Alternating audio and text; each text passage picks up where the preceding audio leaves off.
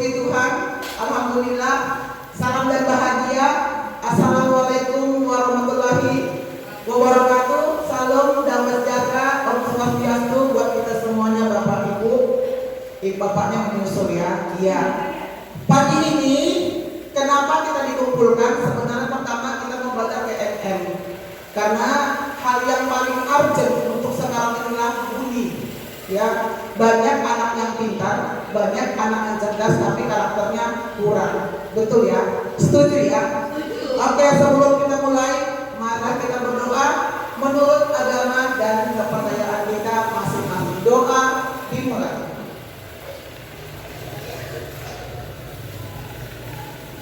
Kita semua hatinya bahagia, pikirannya bahagia, senang ya.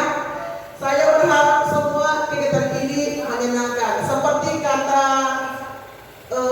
dari Kemdikbud, pesannya kalau kita ingin membuat sesuatu di media sosial harus dicantumkan siapa yang buat, siapa penciptanya. Tidak boleh asal ciplak, walaupun ada ATM.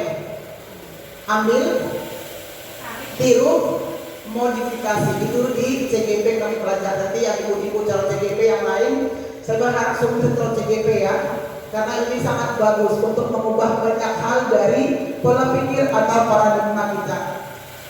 Kebetulan kami akan mempelajari budaya positif dan sudah Bapak Ibu. Sekarang saya akan mencoba untuk memaparkan secara singkat dan sederhana sesuai dengan kemampuan saya. Ya, budaya positif dikembangkan oleh Andrew Cahayani, Dia Samsiati, dan Dr. Murti Ayu Jayanti. Dipaparkan oleh saya sendiri, Maria Saragi, CGP Angkatan 9 dari UPT SDN 064027 Medan, Polonia. Tepuk tangan dong. Iya. Ibu-ibu, saya ya, membersihkan lingkungan, mengurangi sampah. Setuju ibu-ibu? Setuju ya? Ada yang lain? Memberi salam, betul. Mengerjakan tugas piket, betul. Dan kita masing-masing, walaupun kita bukan CGP, sebaiknya lakukanlah kesepakatan kelas seperti yang disampaikan oleh ibu kepala sekolah waktu pertama kali hadir ke sini dan dikumpulkan, dikuatkan saat IHT, in-house training. Dan saya sendiri Maria Saragi sudah buat ibu-ibu kesepakatan kelas, sudah ada di sana. Nah, untuk yang ini kesepakatan selama kita aksi nyata atau saya presentasikan budaya positif. Yang pertama, semua orang memiliki kesempatan untuk berpendapat. Berpendapat setelah dipersilahkan. Berpartisipasi penuh secara aktif. Gak hanya diam-diam ya ibu-ibu. Jika ada satu orang berbicara, maka yang lain mendengarkan. Mengikuti kelas dengan perasaan yang bahagia. Jangan perasaan terpaksa ya ibu-ibu. Harus bahagia supaya nanti keluar dari sini lebih bahagia lagi. Berpikiran terbuka dan saling menghormati. Saya bukan paling pintar di sekolah ini, tapi memang saya suka bergerak. Suka sekali bergerak. Tanpa berubah orang pun saya suka bergerak dari dulu. Dia kan Bu Mili, tapi nggak lurus-lurus saya kan. Oke, next Bu Mili. Setuju ibu-ibu yang tadi? Setuju ya? Oke, next Bu. Iya, ini untuk kami pribadi, next aja. Iya, capaian umum dari budaya positif ini memahami konsep pendidikan menurut Ki Hajar Dewantara, digabungkan dengan konsep budaya dan lingkungan positif di sekolah yang berpihak pada murid. Melakukan evaluasi dan refleksi tentang praktik disiplin dalam pendidikan Indonesia secara umum untuk mendapatkan pemahaman baru mengenai konsep disiplin positif untuk menciptakan murid dengan profil pelajar Pancasila. Yuk ibu-ibu semuanya, kita sampaikan, ucapkan, sebutkan. Ada 6 dimensi profil pelajar Pancasila. Yuk, yang pertama,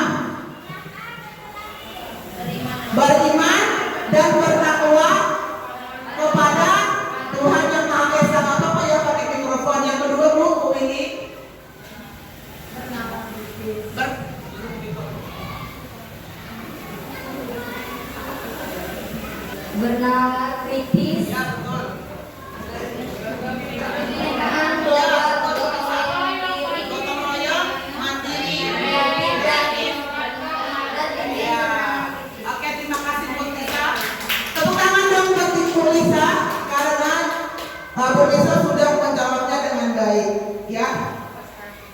Dapat 100. Bolehkah dikasih reward atau penghargaan? Bentar lagi kita periksa ya. Oke, memahami peran sebagai guru untuk membangun budaya positif dengan menerapkan konsep disiplin positif dalam berinteraksi dengan murid. Nah, ibu-ibu semuanya, saya sudah lakukan di kelas saya. Sekolah belum, karena apa? Saya pribadi harus dengan guru terlebih dahulu, ya kan? Guru terlebih dahulu, kita saling berbagi praktik baik, saling sharing ilmu, saling sharing wawasan, pengetahuan ataupun pengalaman. Di kedepannya berbagi praktik baik. Saya senang kalau ada guru. Saya pengen disiplin, saya senang banget, gitu kan? Terus next Bu, ada tidak yang tidak sopan kepada gurunya? Lewat gurunya berpapasan dengan muridnya, muridnya acuh tak acuh, ada nggak? Ada ya. Nah, bagaimana tindakan kita? Bagaimana sikap kita? Apa yang akan kita lakukan? Berikutnya akan kita pahami dan pelajari berikut. Next Bu. Ya. Boleh kita jawab bersama ya. Di sini tidak ada benar salah. Menyampaikan pendapat silahkan sampaikan pendapat masing-masing ya. Setuju atau tidak setuju? Pertama, hukuman dapat mendisiplinkan anak. Setuju dan tidak setuju. Kenapa Bu agama puasa? Karena hukuman itu kadang bisa memang mendisiplinkan anak, tapi kalau ada satu sisi lagi malah membuat lebih lagi ke negatifnya. oke, baik, setuju ya dengan pendapat Bu agama. Ada lagi yang lain Bu-ibu? Ada yang lain? Oke, pertanyaan kedua. Pemberian hukuman dengan hal positif seperti membaca atau membersihkan halaman sekolah dapat mendisiplinkan anak. Setuju? Tidak setuju? Tidak setuju ya. Yang lain? Tidak. Yang ketiga, memberi penghargaan dapat meningkatkan motivasi belajar anak. Tidak setuju? Setuju? Setuju? Boleh kasih pendapat Bu ini kenapa setuju? Supaya dapat memotivasi murid yang lain. Iya, supaya bisa dia berpikir, oh aku pun ingin dapat penghargaan. Kebutuhan dasar manusia dan dunia berkualitas. Ibu-ibu, kita sekarang dunia loh, bukan sekolah ini lagi. Bukan ini aja, bukan dunia, mendunia. Kemudian 5 posisi kontrol guru. Terakhir segitiga restitusi. Next Bu. Ya, next.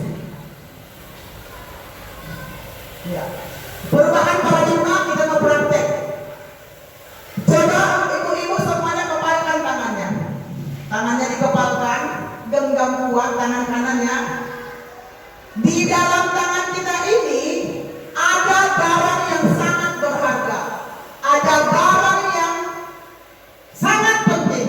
Kira-kira saya datang menjumpai Ibu Dira. Ibu Dira dalam genggam ini berharga. Kira-kira kalau saya goda Bu Dira, bukalah tanganmu, bukalah kepala tangan kamu Bu Dira, kira-kira buka atau tidak? Tidak. Tidak. Kalau Bu Lisa? Tidak. Kalau Ibu Tekset? Buka atau tidak kepalanya? Tidak. Yang belakang? Bu Aisyah? Bisa saja saya buka dengan satu alasan. Alasannya boleh? Jika barang berharga yang saya pegang ini, saya buka ini akan lebih baik setelah saya buka, maka akan saya buka. Ya. Tapi jika dia tidak baik, maka saya akan tetap genggam sepenuhnya. Iya. Setiap orang punya pendapat yang berbeda. Kalau mau ditutup terus nggak apa-apa. Kalau dibuka, tahan godaan, dibuka atau tutup, itu tergantung kita. Tapi ingat ini yang berharga ya, yang berharga. Oke, next Bu. Iya, perubahan paradigma teori kontrol. Ilusi guru mengontrol murid. Bahwa kritik membuat orang merasa bersalah dan menguatkan karakter. Semua perbuatan positif, efektif, dan bermanfaat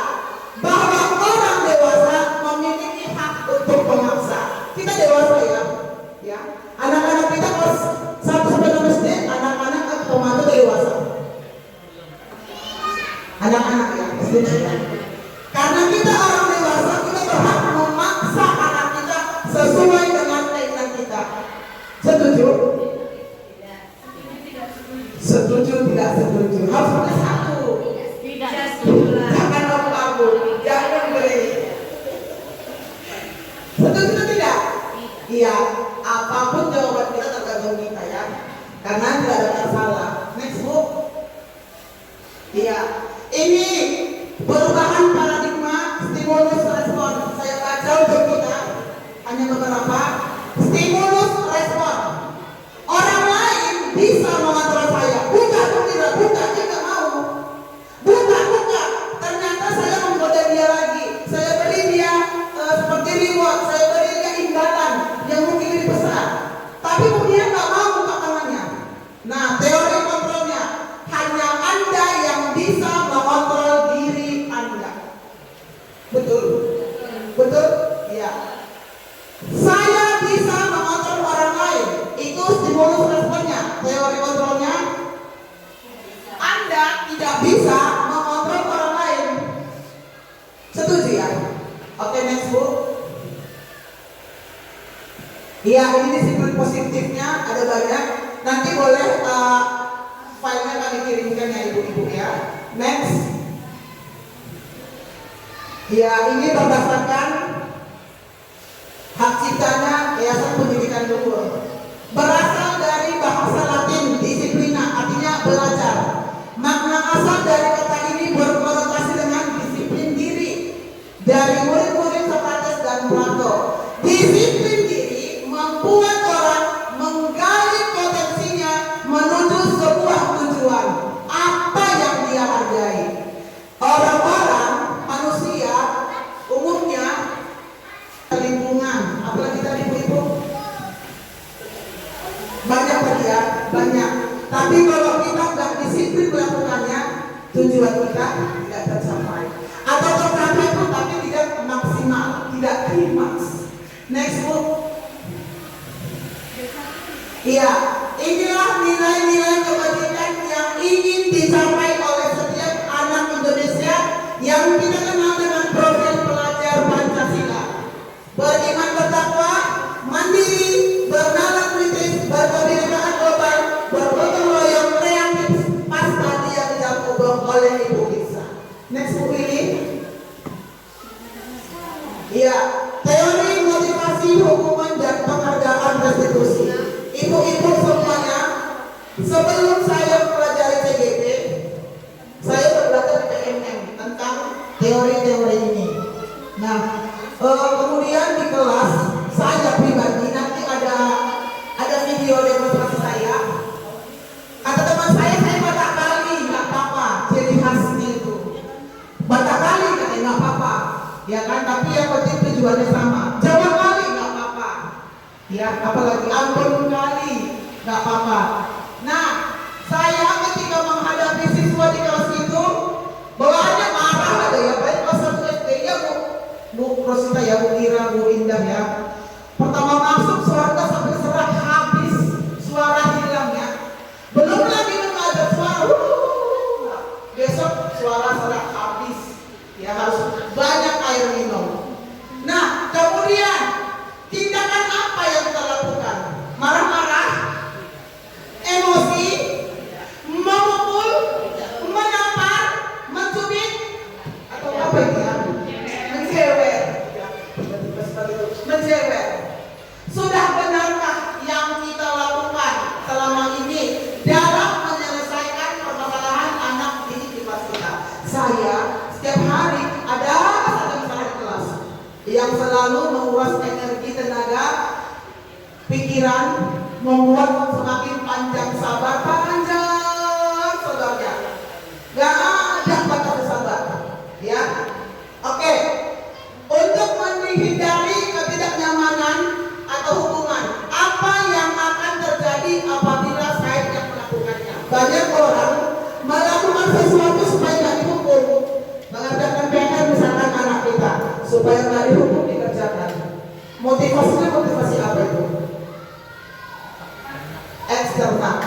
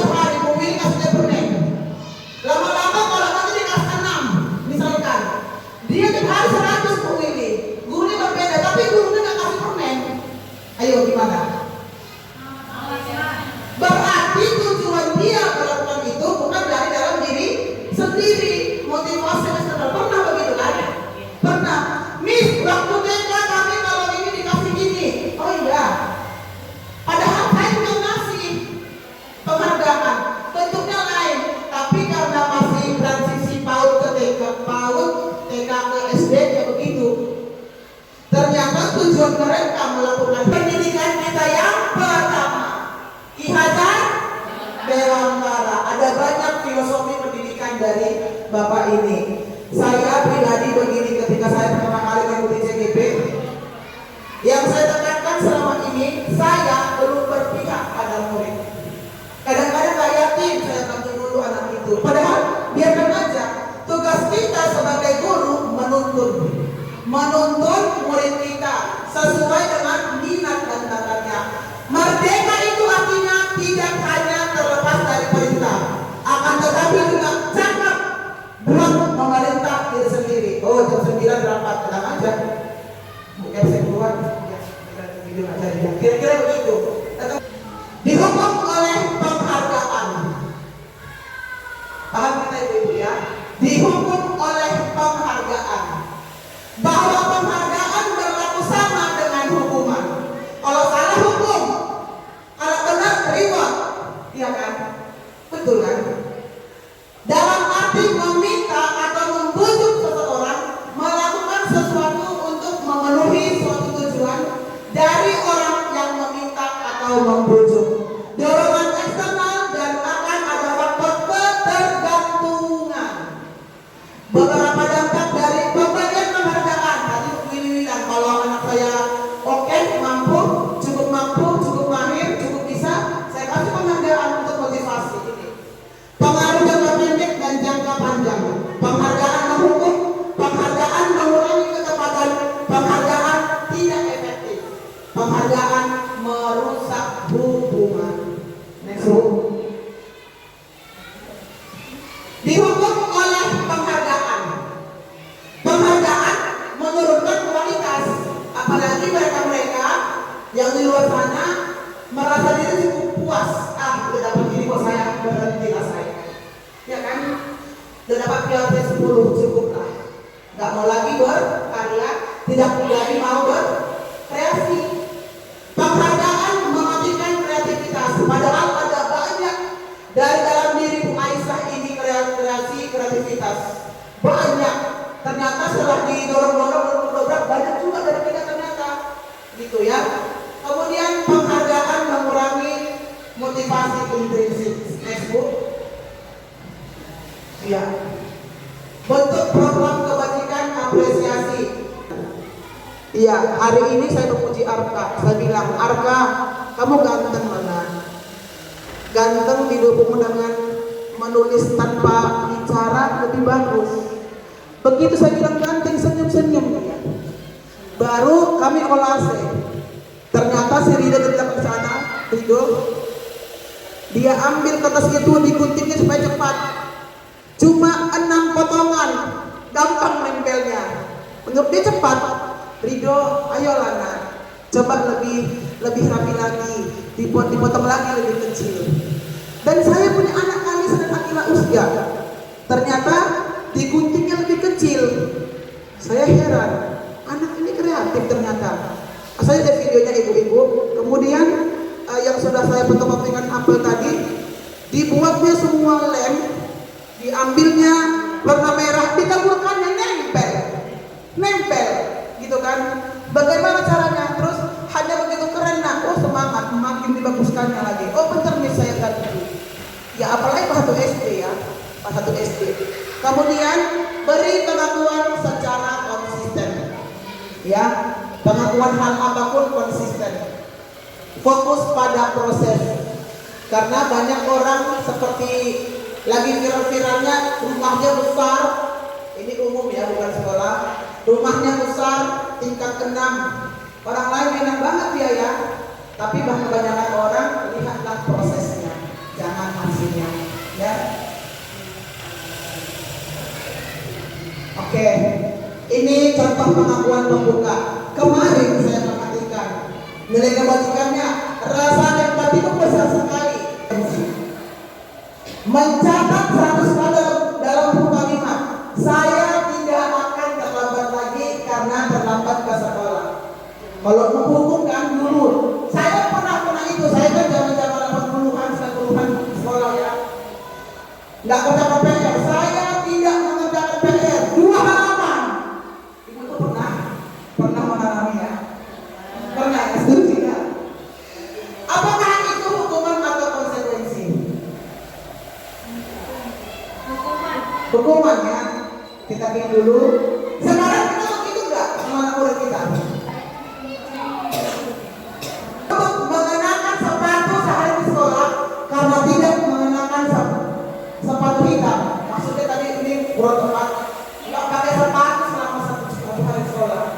kaki ayam dia. Kaki apa? Hukuman atau konsekuensi? Ya. Lari mengelilingi lapangan basket 2 kali karena terlambat 10 menit untuk pelajaran PJOK. Guru PJOK ada di sini ya. Oke. Ini jawabannya. Ini jawabannya. Ini jawabannya ya. Ada hukuman, ada konsekuensi ya. Ada hukuman, ada konsekuensi. Next book.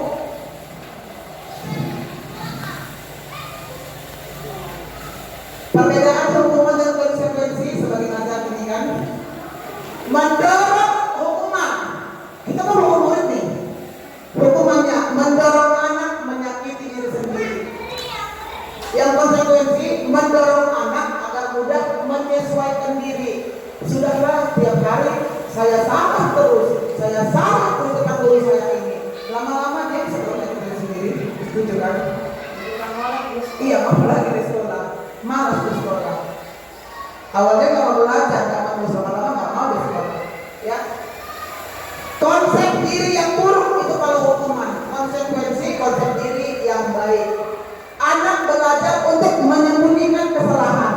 Anak belajar untuk mematuhi peraturan. Next book. Ini dia apa itu restitusi. Ya. Kalau di hukum mungkin ada juga restitusi. Bagian-bagian lawyer ada itu restitusi. Adalah proses menciptakan kondisi bagi murid untuk memperbaiki kesalahan mereka sehingga mereka bisa kembali pada kelompok mereka. Jangankan anak-anak, orang dewasa pun kadang begitu ya. Gak enak sama temannya. Bentar lagi gak rekaman, ayo lagi balik. Manusia begitu memang, gak anak-anak saja. Tapi bedanya anak-anak gampang memaafkan. Ntar lagi lupa dia itu kan. Tapi kebanyakan kalau kita yang ibu-ibu, anaknya yang ini bisa lihat gak? Ini anak saya yang kemarin nyanyi. Dalam anak kecil.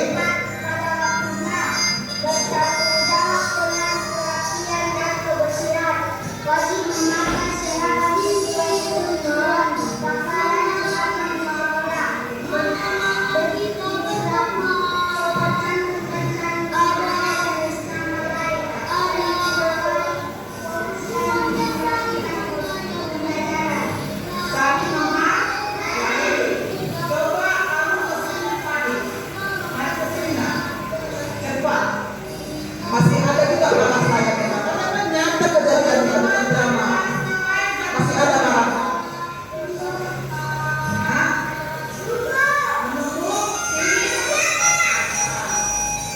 Jadi kamu harus coba balik apa alasan kamu menurut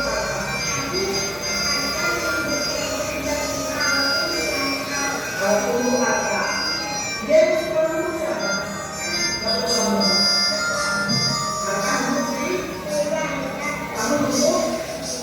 ada kemari.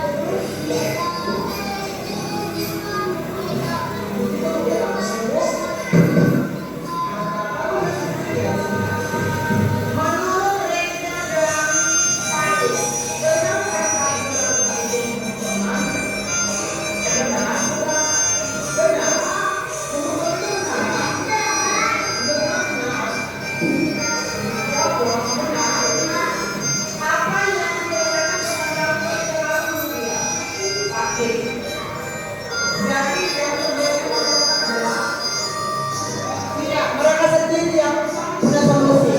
Jangan keluarkan.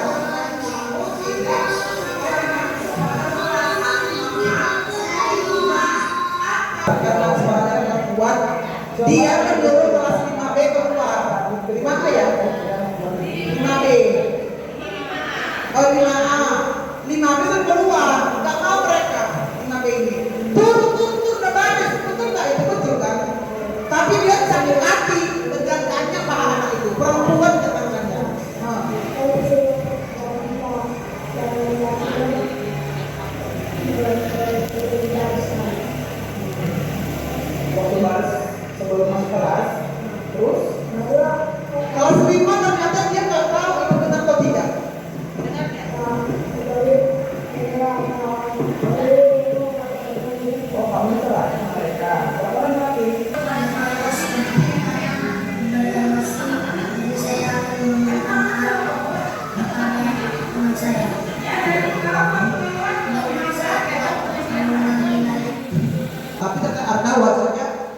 begitu. Mungkin dia belum terima, tapi setelah dikasih tahu, oh iya, gitu. Mengembalikan murid yang berbuat salah pada kelompoknya, jangan dihindari, ya. Jangan. Next. Peraturan saja. Ada nggak perbedaan peraturan dengan keyakinan? Peraturan dibuat oleh pimpinan sekolah, misalkan kan, para sekolah. Kalau swasta yayasannya mungkin, misalkan harus memakai sepatu hitam, harus rambut pendek laki-laki, pakaian seragamnya ini, itu peraturan. Kalau keyakinan, peraturan itu dibuat oleh sepihak biasanya gitu ya. Kalau keyakinan, setelah tadi kan boleh nggak ini, boleh nggak, itu antara kita sepakati bersama, ya. Peraturan kelas, kami punya peraturan, kami juga punya keyakinan kesepakatan di kelas.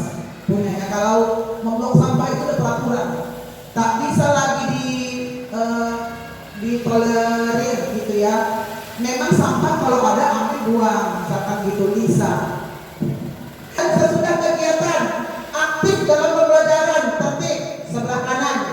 Kami guru dan murid yang saling menyayangi. B. Kami murid yang semangat belajar. C. Kami murid yang peduli dengan teman-teman. Yang mana keyakinan ini? Iya. Yang mana keyakinan, mana peraturan? Yang sebelah kiri atau kanan? Yang kiri? Peraturan yang kanan? Sepakatannya sepakat antara guru dan murid. Kalau ini kan udah peraturan memang. Kita jam 7.31 terlambat. Ada peraturan itu kan? Sisanya merah langsung kan? Itu peraturan, karena itu yang buat mereka. Baru pulang 15.4 dan kerja lagi ya, error, itu peraturan. Kita nggak sepakat itu, nggak sepakat. Nah itu dia kesepakatan dengan peraturan. Yang sudah dibuat oleh mereka secara sepihak.